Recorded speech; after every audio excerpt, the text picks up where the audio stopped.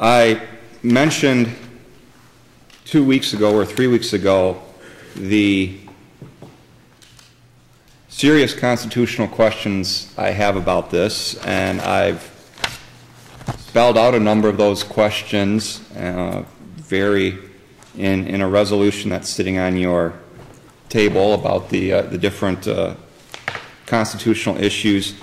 Beyond the constitutional questions, we then look at the actual use of these funds and the law itself, and it's a long run-on sentence that is certainly very difficult to read on its own, but if you take your time and parse through the sentence very carefully, the uses of these funds are actually would appear to be quite limited.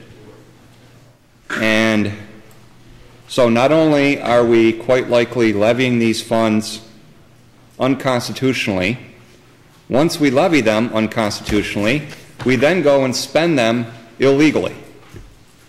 And I mentioned at the last meeting, I've asked corporate counsel for essentially to put his rationale in writing in more detail than what is in the cover memo, and that hasn't happened. There's no additional writing explaining any of this rationale in front of you. Corporate counsel mentioned, well, only the board can ask for an opinion. That even is a little bit questionable, whether it's only the board. And I believe it's Calhoun County.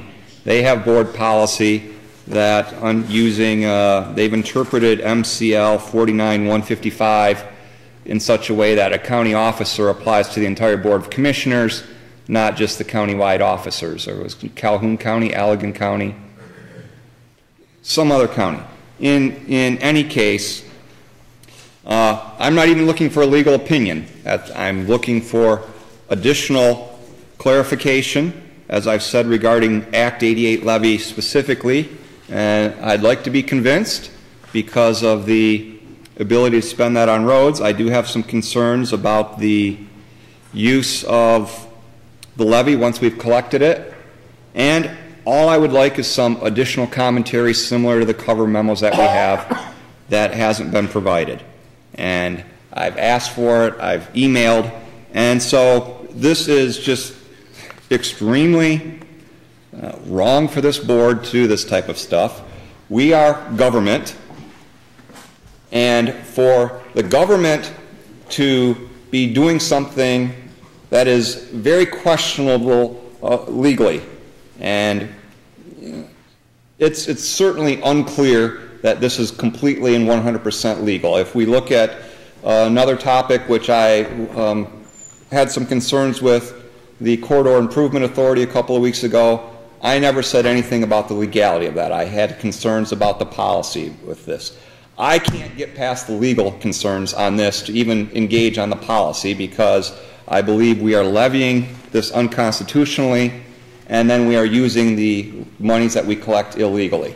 If I could get past the legal concerns with help from legal counsel, which is not being provided, that we could move to a policy issue. But to essentially say, sue us, take us to court, which is an extremely high bar for citizens, for us as government to say, take us to court, sue us, and we'll let a judge sort this out, that is not the right approach to doing these types of things. We extract these dollars from people under the threat of taking away their property.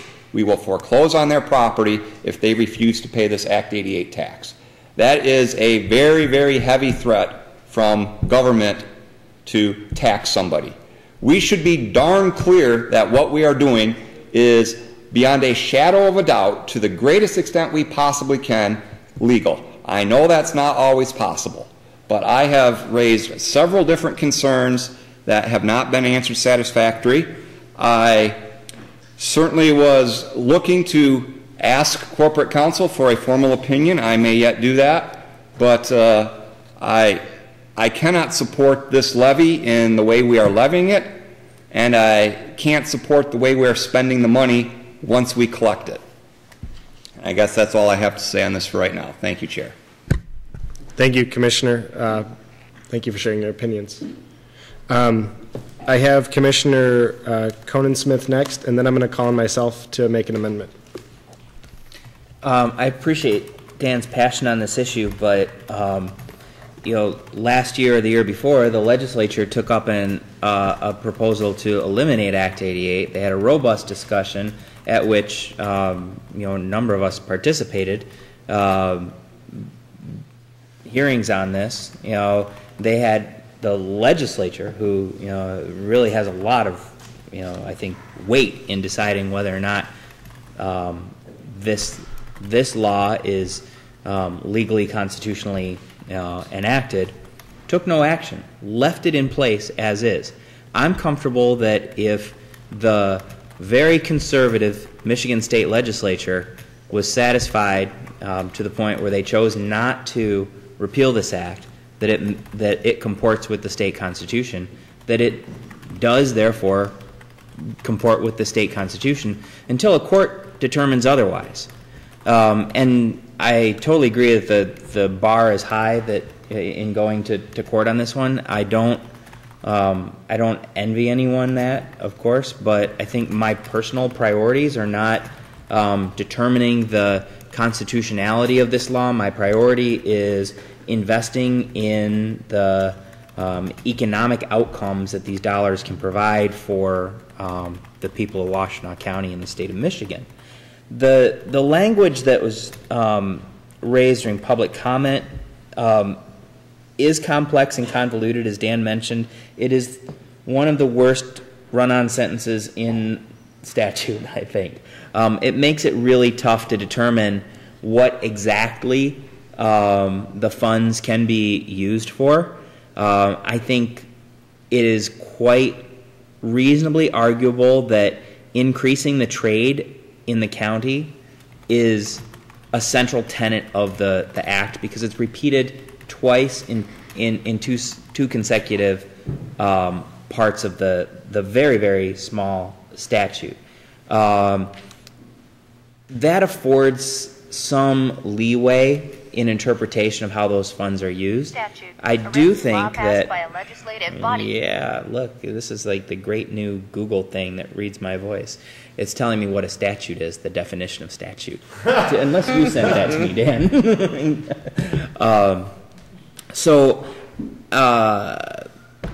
While I do think that the statute is poorly written and hard to decipher in a lot of cases, I actually think that it gives us the leeway to make the kinds of investments that we've been talking about.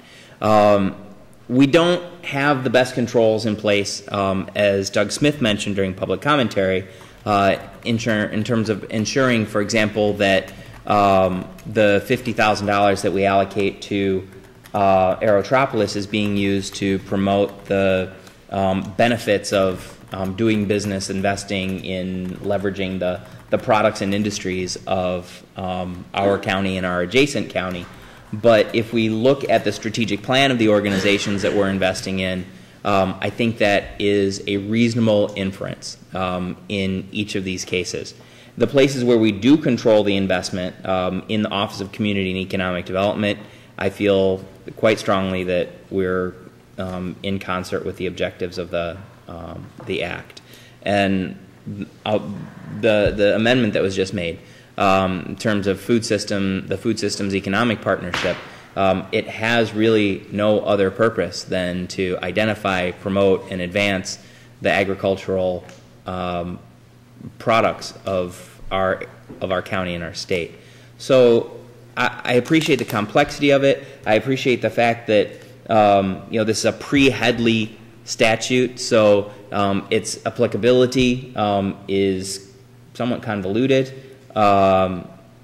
However, I'm comfortable that the powers that be have allowed us the authority to make this, and I'm going to support the resolution, even though it is not nearly as much money as I think it should be. Thank you, Commissioner Conan Smith. And I'd like to make a small amendment at this time.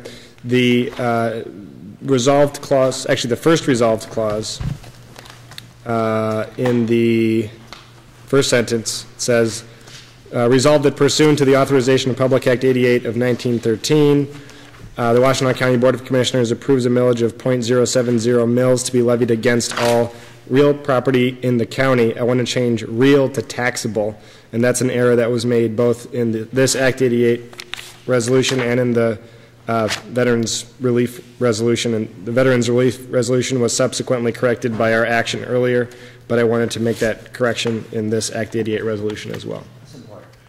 Great. So the item has been moved and supported. Is there discussion on this item? All those in favor of approving the amendment, say aye. Aye. Opposed, nay. The amendment has been approved. Is there any further discussion on the full resolution? Commissioner LeBar. Quickly, Kurt, what does an opinion entail? What does that mean in terms of time and staff use and how long they can get back to the board? I'm not sure I follow your question. You mean if we're sued, or? What's it take to make an opinion? It would take the time to actually finish the research. Well, actually, I've done the research, but just to write it up.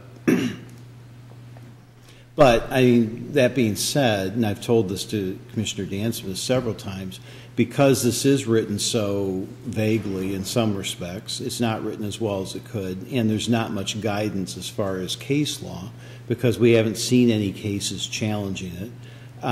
There's a lot of statutory interpretation that goes into this, and that would take some time to try to figure out and how to best put it to make it as clear as possible, because as you correctly point out, this isn't the clearest statute in the world. The other thing I think you need to remember is, if, as far as an opinion goes, it wouldn't just be this one. It would be the indigent veterans millage. It would be the there's a millage for judgment levies. You know, if there was ever a huge judgment against the county. There's a provision under the Revised Judicature Act that allows judgments to be paid through a special millage. So all those things are going to come within these arguments of whether they're outside the 18 mills that we're authorized to do, for example, or what exactly you can spend them on. So it's more than just Act 88. Act 88 is kind of the touchstone, but there's a number of these. Thank you. Great. Yes, Commissioner Peterson. Well, I hate to tell you, but that opens up a big door. I'm often accused by Commissioner to my right about opening up a hornet's nest, but this one here I'm very interested in. So are we getting an opinion, or nobody officially asked for opinion as a group? I'm not going to ask. I mean, Mr. McMasters may get his opinion, but it won't be from us. But I'm sure that he's interested in pursuing this. But the ramifications behind this could be very challenging to us fiscally. I mean, that's not a question. That is a comment that we need to consider as you do your budget deliberation. I mean, you don't have to share your opinion with me. Oftentimes things are not shared with me. But somebody better help do some research if you're going to do a 4-year budget, because your scale could be tilted substantially for what I just heard as a comment. And I'm sure that was a comment. That was not a professional opinion based on research. But that was an honest comment. And I certainly appreciate that, Corporate Counsel. Thank you. Thank you, Commissioner Peterson. Seeing no further commissioner discussion, we'll do a roll call vote. Commissioner Martinez-Katz. Yes. Commissioner Peterson. Yes. Commissioner Ping. Yes. Commissioner Robbie. Yes. Commissioner Conan-Smith. Yes. Commissioner Dan Smith. No. Commissioner Brayback. Yes. Commissioner LeBar. Yes. And the motion carries. Thank you. We'll now move to item 5, the resolution approving the rules and regulations of usage for the Agriculture and Economic Development Millage. I'll remind commissioners that we have another 20 minutes before we exceed our record-breaking last meeting, so I hope that we can stick it out and break a record here. So I encourage us all to participate heavily and really maybe even keep us to 12:45, which I think would be phenomenal. So.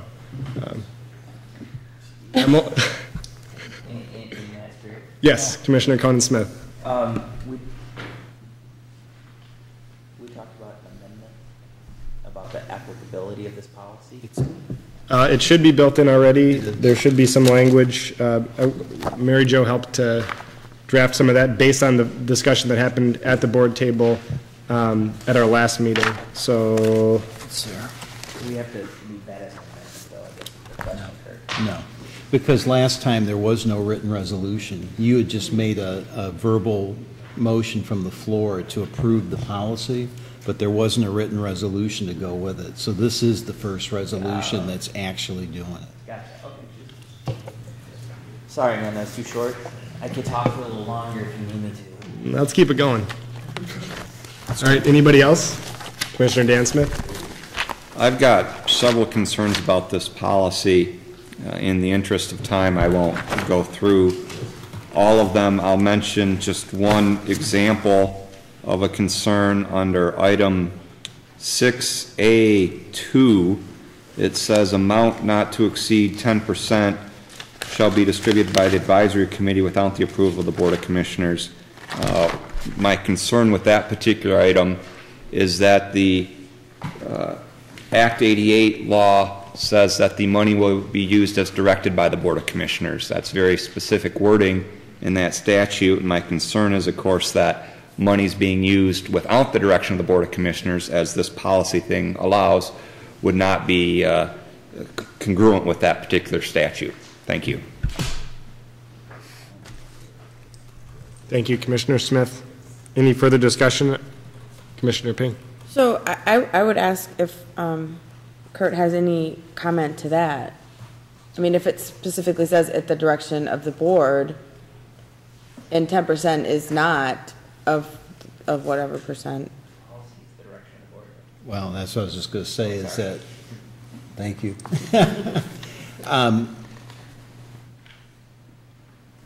Yeah, it says the sum so raised or appropriate shall be used as directed by the Board of Supervisors, so the Board of Commissioners. So the Board of Commissioners are, if this is approved, are approving a policy that says 10% of it can go through this manner. So in essence, they are directing how it's being used. It's one step removed, but it's not just coming out of the blue. It's actually being voted on by the board. So I don't know if somebody can speak to why that would be there. What was the question? Why the 10%? Why the 10%? Great. Commissioner Conan Smith. So there are sort of leveraging opportunities that rise up with relative immediacy, for example, like matching grant opportunities, or the opportunity to sponsor an event that maybe don't warrant like coming back to the board for a full vote. You know, are we going to spend $500? Does the board need to vote on that $500? No. I mean, we spend lots of that kind of money without a vote through the administrator's discretion. So that's the intention behind that small pot of money, is those sort of discretionary opportunities that arise. Thank you. If I could point out one other thing.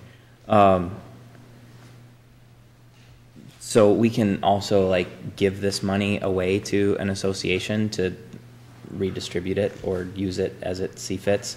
So if we're creating a committee and then giving that committee money to distribute in the way that it sees fit, I think that, you know, a development bureau or board organized under the laws of Michigan, a committee that we create would be organized under the laws of Michigan. Not organized or conducted for profit. Right?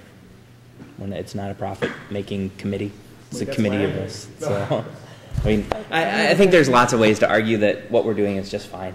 Well, so can I follow up with a question? So, but if you say we can give it to some organization, does that organization have to fit within the purview of the Act 88 spirit of the law for economic development or promoting trade within the community?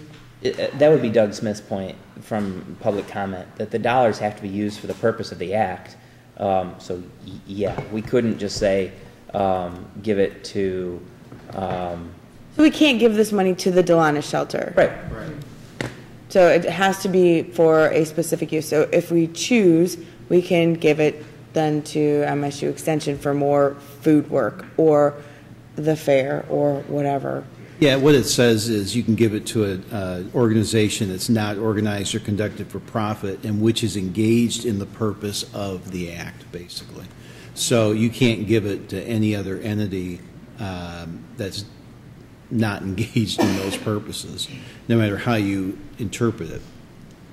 Okay, and then will we get a report on if that money gets spent, that 10%, where it actually goes? Because I'm assuming that if it's allocated in a manner that's not fitting to the opinion of the board, that we can change policy, right? Yep, under 3D, they have to make a report back to the board every year about all of the expenditures of the act. And assessing like whether or not those were good expenditures, whether they're impactful or not. So it's not just a list of where the money went, but it's like, we spent it on this to do this, and it either worked or it didn't. Is that for everybody or just this small section? So we'll actually get a report Every from dollar all of of the Act agencies? 88. Mhm. Perfect, thank you. Great. Any further discussion on the policy? Seeing none, will the clerk please call the roll? Commissioner Peterson. Yes. Commissioner Ping. Commissioner Robbie. Yes. Commissioner Conan-Smith. Yes. Commissioner Dan Smith. Yes. Commissioner Brayback. Yes. Commissioner Labar. Yes. Commissioner Martinez-Kratz. Yes. And the motion carries.